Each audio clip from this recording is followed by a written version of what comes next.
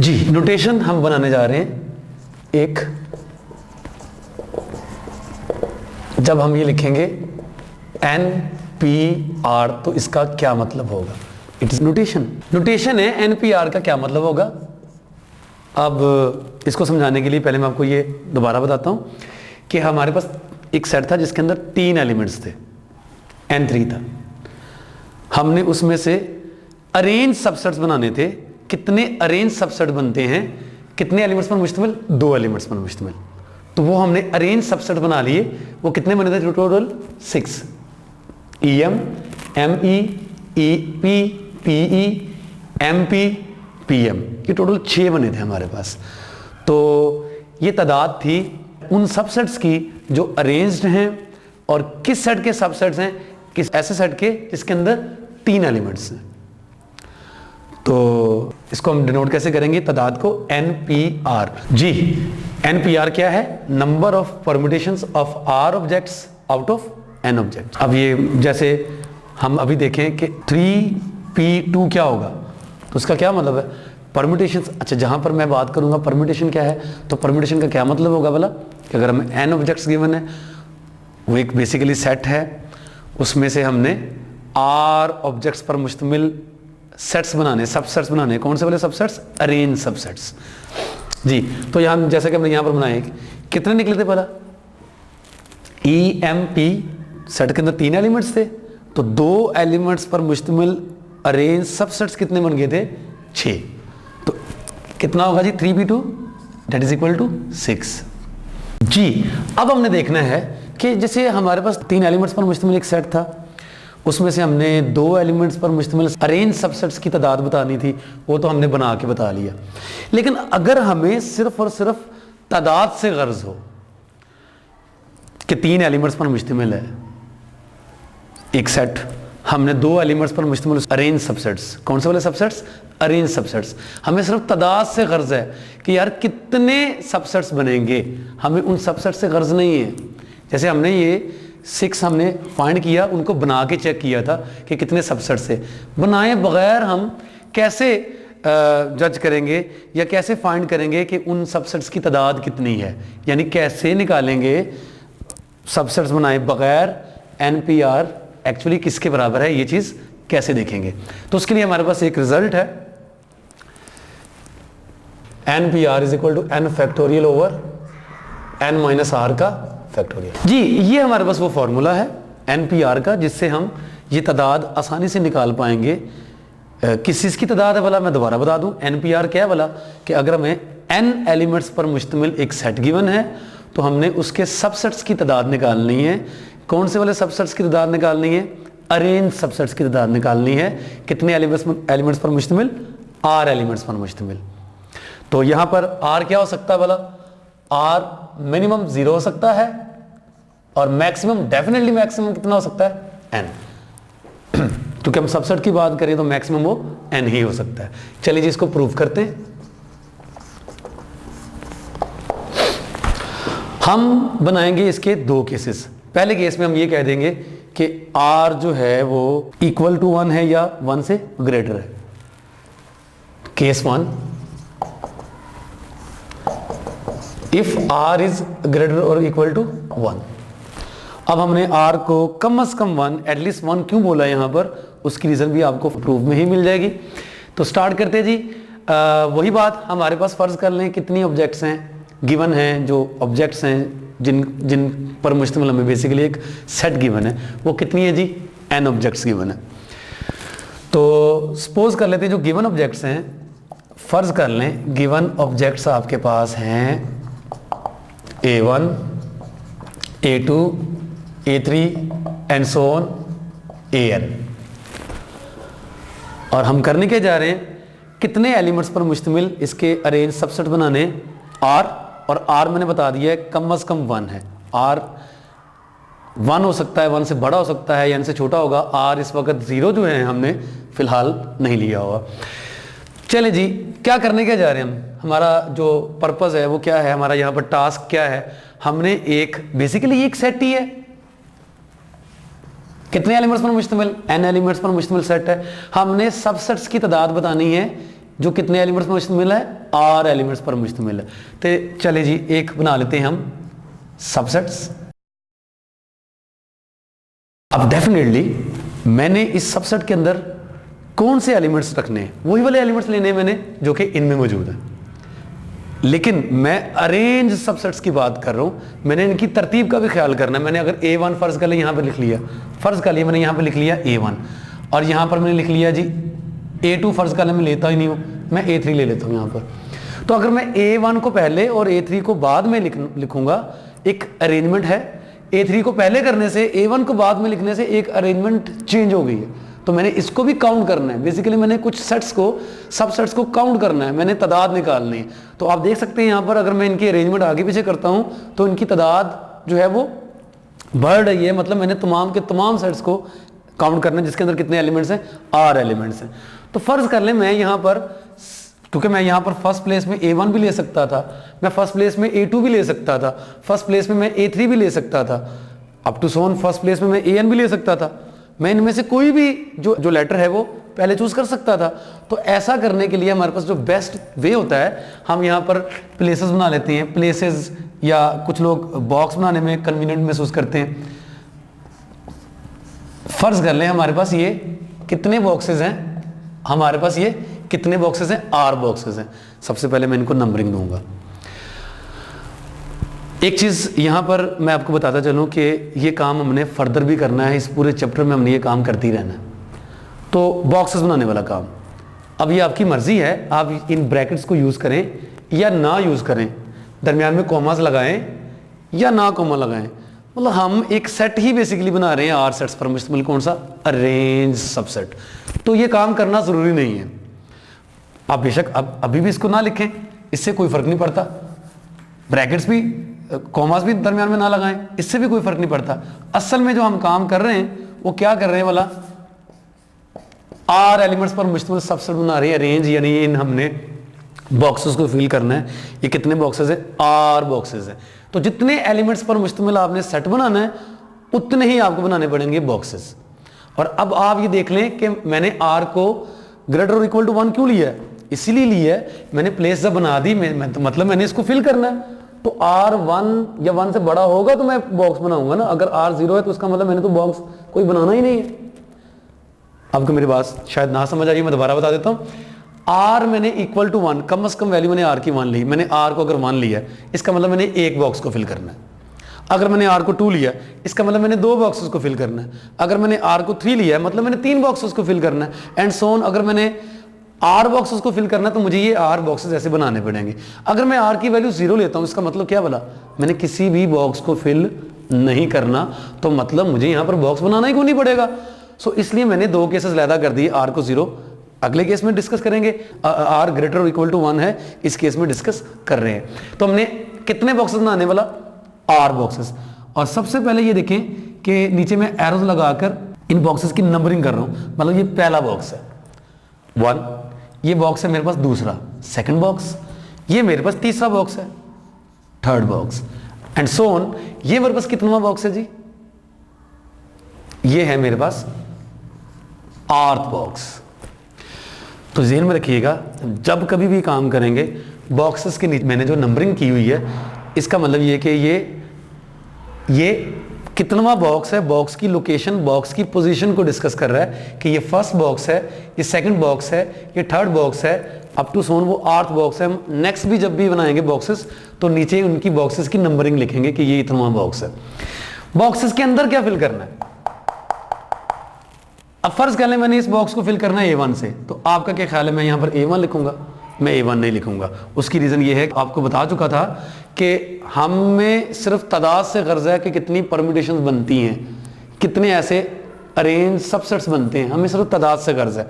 हम इस बात से अरेंजमेंट से गर्ज नहीं है, अरेंजमेंट हमने बनानी नहीं है। तो बॉक्स के अंदर हमने क्या पुट करना है, बोला हमने बॉक्स के अंदर पुट करना है जितने वेज से ये बॉक्स फिल किया जा सकता है। किस किस एलिमेंट से ये बॉक्स फिल किया जा सकता है, हमने वो एलिमेंट्स नहीं लिखने, हमने अरेंजमेंट्स नहीं बनानी, हमें गर्ज है सिर्फ बॉक्स को फिल करने की तादाद से। तो हमें सिर्फ तादाद लिखनी है जी। n ऑब्जेक्ट्स पड़ी हुई हैं A1 से लेकर AN तक, तो इस बॉक्स को मैं डेफिनेटली कितने वेज होंगे मेरे पास फिल करने के, एग्जैक्टली कितने होंगे, जितने हमारे पास ऑब्जेक्ट्स हैं। और कितने ऑब्जेक्ट्स हैं, n ऑब्जेक्ट्स हैं। तो इस बॉक्स को मैं फिल कर देता हूं n से। आई मीन टू से कि n इस बॉक्स को फिल करने के टोटल वेज हैं। एक बॉक्स में एक जो है मैं जो एलिमेंट है यहां मैंने पुट कर दिया हुआ है। अब बाकी कितने रह जाएंगे, बाकी n-1 रह जाएंगे। फर्ज कर लें आपने a1 यहां पर पुट कर दिया, तो बाकी कितने बचेंगे, a2 से लेकर an तक कितने होंगे, n-1। तो जो सेकंड बॉक्स होगा उसको फिल करने के लिए कितने वेज होंगे हमारे पास, एग्जैक्टली n-1 वेज। ऐसा आप सपोज कर लें कि आपने फर्स्ट बॉक्स में a1 फिल कर लिया और इसमें आपने सेकंड बॉक्स में a2 फिल कर लिया। अब आपके पास बाकी कितने एलिमेंट्स बचते हैं, बाकी आपके पास एग्जैक्टली n-2 एलिमेंट्स बचते हैं। तो जो थर्ड बॉक्स है इसको फिल करने के लिए कितने वेज होंगे, एग्जैक्टली n-2 वेज होंगे। अप टू सोन चलते जाएं। हमें कैसे पता लगेगा कि जो फाइनल बॉक्स है, आर्थ बॉक्स है, उसको फिल करने के कितने वेज हैं। यानी यहां पर मैं क्या लिखूंगा, यहां पर आप थोड़ा सा सोचें क्या लिखूंगा। फर्स्ट बॉक्स में भी n है, सेकंड बॉक्स में भी n है, थर्ड बॉक्स में भी n है, एंड सो ऑन। ये आर्थ बॉक्स है, इसमें भी इसी सीक्वेंस को, इसी पैटर्न को देखें, फॉलो करें तो यहां पर भी n मौजूद होगा, n होगा। लेकिन अब आप देखें, अब हर बॉक्स में कुछ ना कुछ माइनस कर रहे हो। तो पहले बॉक्स में देखें, ये आपकी फर्स्ट बॉक्स है, ये इसको ये नंबरिंग इसलिए दी हुई है ताकि आप कंफ्यूज ना हो। ये फर्स्ट बॉक्स था, फर्स्ट बॉक्स में से आपने इसको इसके अंदर जो पुट किया n है, क्या माइनस किया हुआ है, कुछ भी माइनस नहीं किया हुआ। फर्ज कर लेंगे 0 माइनस किया हुआ, यानी फर्ज कर लेंगे n-0 है। ये सेकंड बॉक्स है, सेकंड बॉक्स को हमने यहां पर क्या यूज किया हुआ है, n-1। थर्ड बॉक्स के लिए यहां पर n-2 है, यानी हमने n में से कुछ माइनस करना है। क्या माइनस करना है, जो बॉक्स की लोकेशन है, जो बॉक्स की पोजीशन है, उसमें से एक कम करके हमने n में से माइनस करना है। तो ये बॉक्स की कितनी पोजीशन है भला, ये आर्थ बॉक्स है। तो हम क्या करेंगे जी, यहां पर n में से r कम करेंगे कि r में से भी एक मजीद कम करके कम करेंगे, डेफिनेटली 1 से 0, 2 से 1, 3 से 2। तो यहां पर हम r से r-1 एक कम करके सब्ट्रैक्ट करेंगे, r-1। फर्दर इसको देख लें तो ये n-r-1 बेसिकली क्या बन जाता है, ये बन जाता है n-r+1। तो आप देखें कि जो आर्थ बॉक्स है उसको आपने कितने वेज से फिल किया, n-r+1। हर बॉक्स के अंदर हमने क्या लिखा हुआ है, जितनी उस बॉक्स को फिल करने की तादाद थी, हमने वो तादाद लिखी हुई है। अगर आप समझ लें कि ये एक जॉब है जिसको कितने वेज से कंप्लीट किया जा सकता है, n वेज से। एक ये भी जॉब है जिसको कितने वेज से परफॉर्म किया जा सकता है, n-1 वेज से। अगर हम यहां पर लगाएं फंडामेंटल प्रिंसिपल ऑफ काउंटिंग तो क्या हो जाएगा भला। फंडामेंटल प्रिंसिपल ऑफ काउंटिंग हमने सबसे पहले पढ़ा था इस चैप्टर के आगाज में। क्या पढ़ा था हमने उसके बारे में, फंडामेंटल प्रिंसिपल ऑफ काउंटिंग क्या था। अगर एक जॉब ए को परफॉर्म करने के आपके पास m वेज हैं, जॉब बी को परफॉर्म करने के आपके पास n वेज हैं, तो दोनों जॉब्स को एक ही साथ एक ही टाइम पे करने के लिए, परफॉर्म करने के लिए कितने वेज होंगे, m×n वेज होंगे। सेम यही आप कर रहे हैं, आपने ये तमाम के तमाम बॉक्सेस को फिल करना है। हर बॉक्स को फिल करने की आप इन बॉक्सेस को समझ लीजिए जॉब्स हैं, job 1, job 2, job 3 up to सोन जॉब r। तो इन तमाम को फिल करने के लिए, इन तमाम को परफॉर्म करने के लिए आपके पास जो वेज थे वो उनके अंदर लिखे हुए। तो फंडामेंटल प्रिंसिपल ऑफ काउंटिंग लगा के हम ये कह सकते हैं कि इन तमाम बॉक्सेस को फिल करने के लिए, क्योंकि हमने तमाम के तमाम बॉक्सेस फिल करने हैं ना, तमाम ऐसा सेट जिसके अंदर r एलिमेंट्स हैं, उन r की r प्लेसेस को फिल करने के लिए हमारे पास जो नंबर ऑफ वेज बनेंगे वो क्या होगा, इन तमाम का प्रोडक्ट होगा using the fundamental principle of counting. तो अगर आप इसको लिखना चाहते हैं तो लिख लें।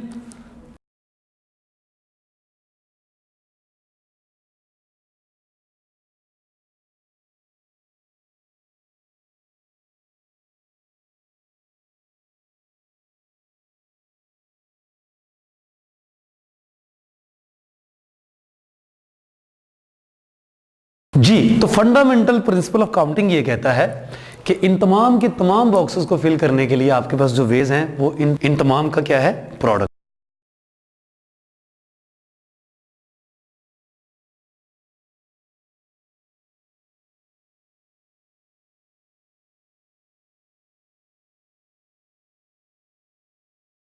and hence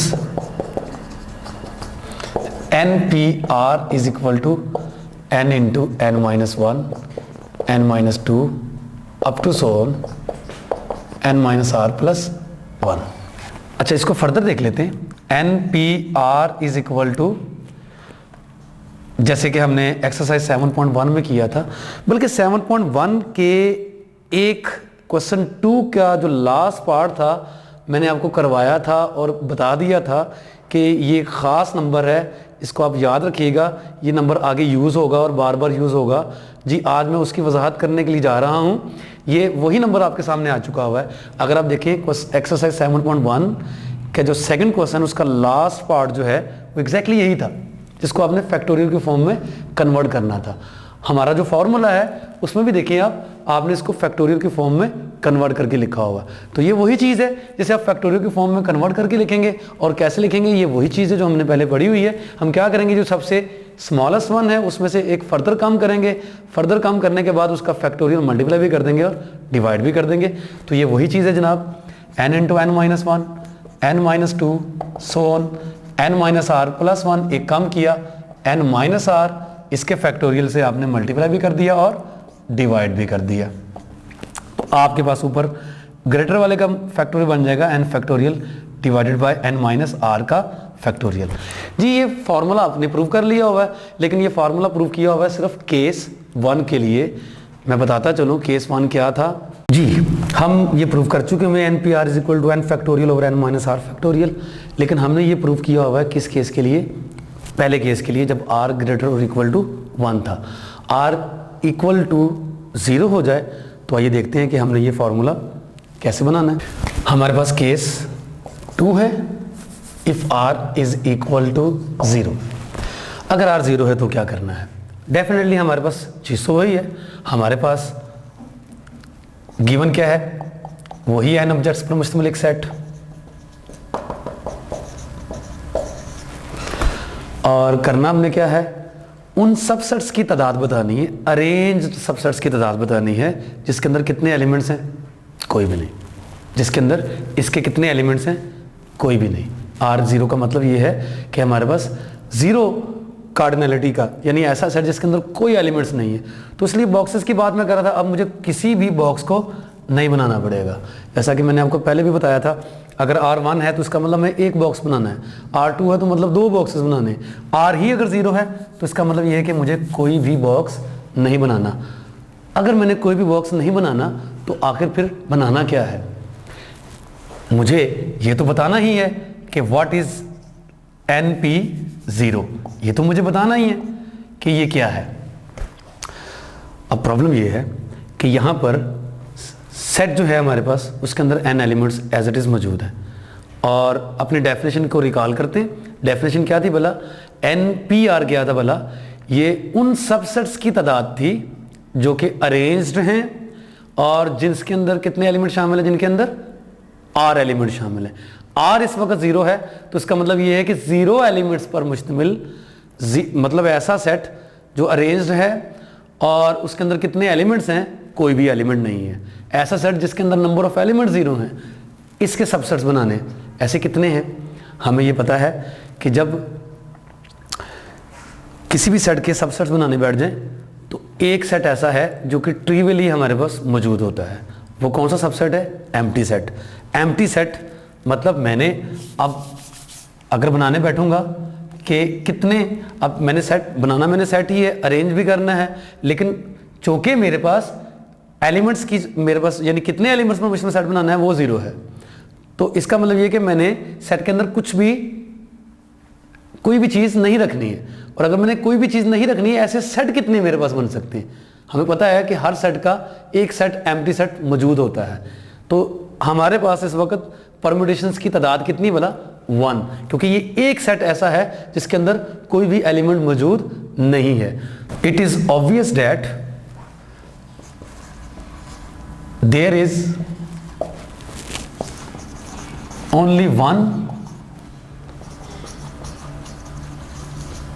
arranged subset having no element of a set having n elements.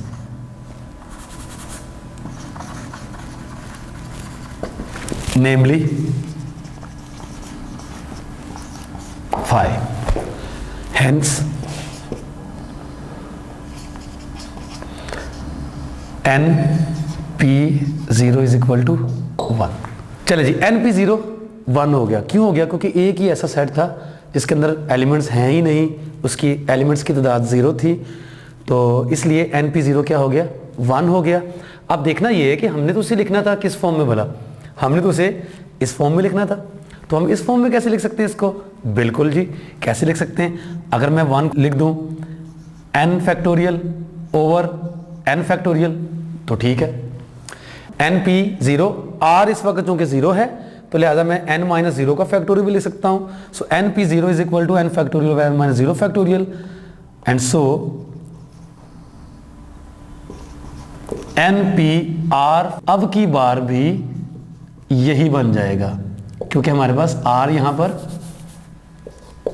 क्या है जी? 0 है।